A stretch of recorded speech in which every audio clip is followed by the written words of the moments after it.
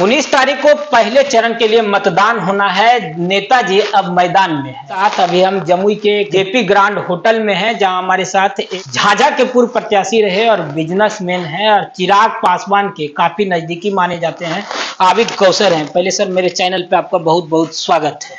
बहुत बहुत धन्यवाद आपके चैनल को, विवेक जी, और आपके भी और आपके कैमरामैन को भी। आबिद जी, चिराग पासवान के साथ हैं, जिस समाज से आते हैं वहां के लोगों का मानना है कि भाजपा उनके लिए सही नहीं है और चिराग पासवान अभी भाजपा के साथ हैं। एनडीए के प्रत्याशी अरुण भारती, उनके समर्थन में आप घूम रहे हैं। माहौल क्या है और आप क्यों हैं, ये दोनों चीज साझा करते हैं। आपको पहले हम अपने बातों को आपको बता देना चाहते हैं कि हमने लोजपा के साथ क्यों हैं, चिराग जी के साथ क्यों हैं। क्योंकि चिराग जी से हमारा और चिराग जी के पार्टी से हमारा और अल्पसंख्यक समुदाय के बहुत पुराना रिश्ता है। चिराग जी के पिता आदरणीय स्वर्गीय रामविलास पासवान जी का जब विगत कुछ साल पहले जब लालू यादव की सरकार थी, यहाँ पे जब इलेक्शन हुआ, चुनाव हुआ और लोजपा को 39 सीट आया, तो आदरणीय रामविलास जी ने लालू प्रसाद यादव जी से कहा था कि आप एक अल्पसंख्यक समुदाय के किसी भी लोग को डिप्टी सीएम बना दीजिए, हम आपको समर्थन करेंगे।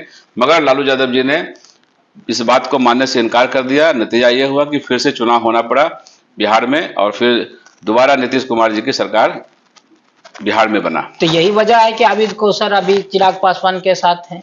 एकदम चिराग पासवान जी के साथ हैं और हम एनडीए के साथ हैं। चिराग पासवान जी का जो पार्टी है, लोक जनशक्ति पार्टी रामविलास, हम उनके साथ हैं और हम अल्पसंख्यक समुदाय से गुजारिश करेंगे, उनसे निवेदन करेंगे, इल्तिजा करेंगे कि आप भी उन ऐसे शख्स के पार्टी को मदद करें जो रामविलास जी आपके डिप्टी सीएम बनाने के लिए, अल्पसंख्यक समुदाय के डिप्टी सीएम बनाने के लिए अपने पार्टी को कुर्बानी दिए थे, चुनाव में आए थे मगर समझौता नहीं किए थे।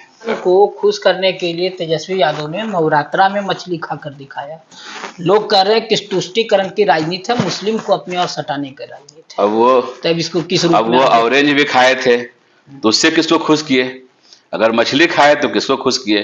तेजस्वी यादव जी पहले ये तो बताए कि मछली से अल्पसंख्यक खुश हुआ, क्रिश्चियन खुश हुआ, ये भी तो एक सवाल है। और ऑरेंज से कौन खुश हुआ? नारंगी रंग भी तो खाए थे वो, उससे कौन खुश हुआ? ये सिर्फ उनका दिखावा है और सिर्फ ड्रामाबाजी और हवाबाजी है।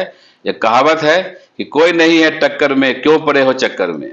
जमुई लोकसभा से जो एनडीए के उम्मीदवार है आदरणीय अरुण भारती जी, जिनका नेता लोक जनशक्ति पार्टी का आदरणीय चिराग पासवान जी है, ये अपार बहुमत से जमुई लोकसभा में चुनाव जीतेंगे। इसमें कोई हवाई कुछ भी काम नहीं करेगा।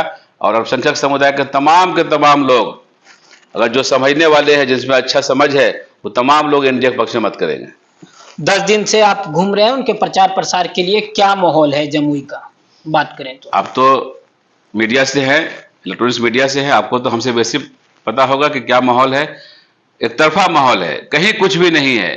3 लाख के पार अरुण भारती जी का जमुई लोकसभा से जीत तय है, इसमें कोई शक की बात नहीं है। कल का रैली देखे होंगे आप, कल का रोड शो देखे होंगे।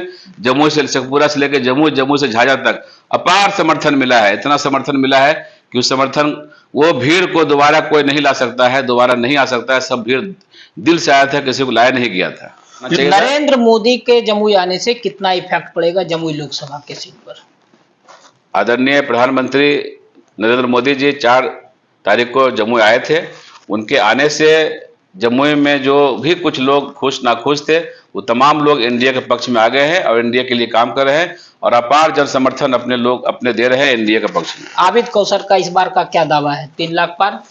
मेरा ही दावा नहीं है विवेक जी, ये दावा तमाम लोकसभा के सम्मानित मतदाताओं मालिकों का दावा है कि हम 3 लाख से पार करके अरुण भारती जी को लोकसभा में सुशोभित करेंगे।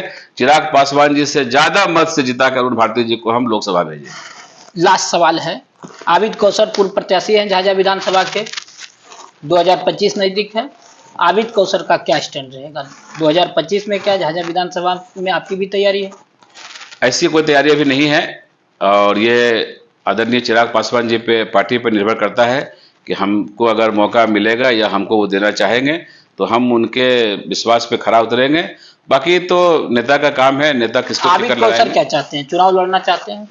हम चिराग की पार्टी से एनडीए हमको से? अगर चुनाव लड़ना भी होगा तो हम चिराग जी के पार्टी से लड़ेंगे, और नहीं तो फिर हम चुनाव में नहीं आएंगे। अगर नहीं आएंगे तो हम चिराग जी के पार्टी को मदद करेंगे, जिस तरह से अभी मदद करते जा रहे हैं। ये थे हमारे साथ झाझा विधानसभा के पूर्व प्रत्याशी आबिद कौसर और चिराग पासवान के सच्चे कार्यकर्ता और काफी नजदीक माने जाते हैं। जमुई के जेपी ग्रांड में है और इनसे खास बातचीत कर रहे थे। पिछले 10-12 दिन से लगातार अरुण भारती जो एनडीए के प्रत्याशी हैं उनके लिए मेहनत कर रहे हैं। साफ तौर पे इन्होंने कह दिया है कि अब की बार जमुई में 2,49,000 वोट से चिराग पासवान जीते थे और 3 लाख से अरुण भारती को जिताने का दावा किया है। अब देखना यह लाजमी होगा कि 4 जून को जब पिटारा खुलेगा तो अरुण भारती कितने मतों से जमुई में जीतेंगे, इसको किस रूप में देखते हैं कमेंट कर जरूर बताएं। और MY के समीकरण पर को लेकर भी इन्होंने साफ कह दिया है और मुस्लिम समुदाय के लोग हैं उनसे भी एक अपील किया है कि एनडीए के साथ जाएं, एनडीए को वोट करें, क्योंकि राजद के लोग हमेशा मुसलमानों को ठगने का प्रयास किया है। धन्यवाद।